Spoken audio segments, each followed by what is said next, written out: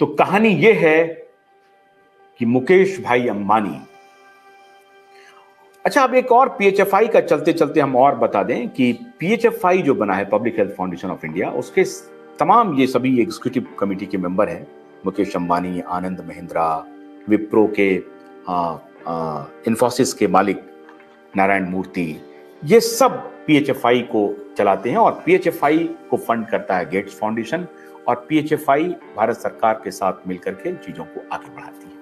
तो इस प्रकार से बिजनेस टाइकून्स ने हमारे स्वास्थ्य को अपने कब्जे में कर लिया और ये 3 साल का पाप, इस 3 साल के पाप को आगे बढ़ाया।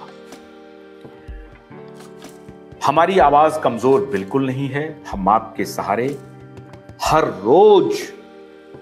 रोज ये बात सरकार तक पहुंचाते रहेंगे कि ये जो आपकी मिली भगत है, ये मत समझना कि हमें मालूम नहीं है या हमारे दर्शकों को मालूम नहीं है। हम ये बात दर्शकों तक पहुंचाएंगे कि किस प्रकार से अब ये रॉकफेलर फाउंडेशन और गेट्स फाउंडेशन का फार्मास्यूटिकल कंपनियों पे, फार्मा इंडस्ट्रीज पे, वैक्सीन मैन्युफैक्चरिंग में जो स्टेक रहा है वो दुनिया में के सामने है। उसके ऊपर कोई सवाल नहीं उठाएंगे। क्यों नहीं उठाएंगे? क्योंकि मीडिया पर कब्जा कैसे है तो वो भी आपको मैंने बता दिया। दुनिया का सबसे बड़ा टेक समूह में से एक गूगल और फेसबुक, ये दोनों चीजों को लीड कर रहा है और गूगल और फेसबुक दुनिया के अन्य देशों के बिजनेसमैन के साथ मिलकर के काम कर रहा है। भारत में कोई जियो मिल गया, अफ्रीका में कोई और मिल गया, इंग्लैंड में कोई और मिल गया। इस तरह से इन लोगों ने काम किया और ये पूरा का पूरा नैरेटिव जो सिंगल हैंडेड नैरेटिव था कि ये पाप क्या था 3 साल का, उसके बारे में जो कुछ भी बताया गया उनके नैरेटिव को ही प्रचारित प्रसारित किया गया।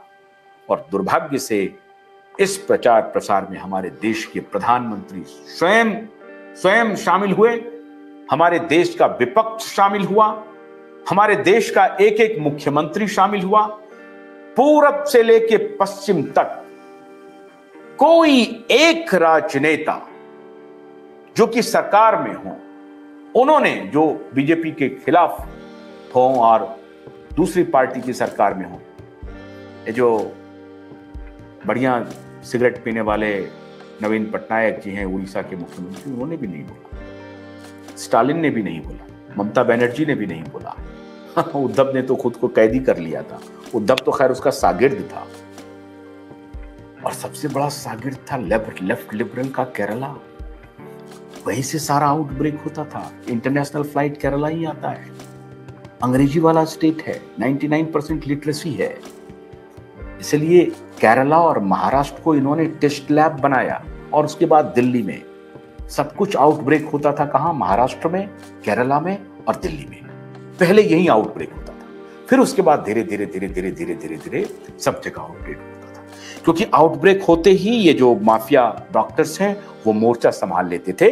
ये प्रायोजित टेलीविजन चैनल्स पे बैठना शुरू कर देते थे, जिसको कि गूगल फेसबुक ने पहले ही पैसा दे दिया था। अब तुम चलाओ, बैठ करके आराम से चलाते रहो। जून 2020 में इन्वेस्टमेंट आता है गूगल फेसबुक का रिलायंस को।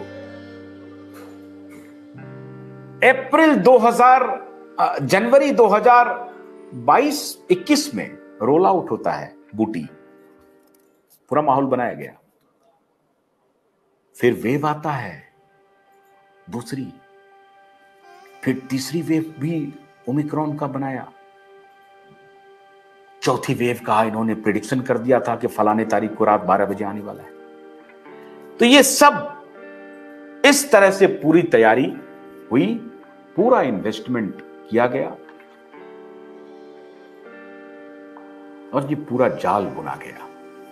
इस जाल को आपने समझ लिया है। आज आपके सामने हमने Facebook, Google, Mukesh Ambani, Gates, इसके रिश्ते साफ साफ आपको बता दिए।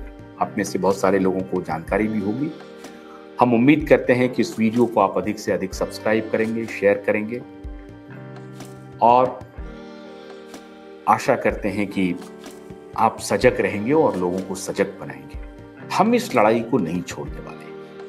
हम इस लड़ाई को आखिरी दम तक लड़ेंगे, चाहे इसके लिए हमें सड़क पर भी उतरना पड़े तो हम उतरेंगे।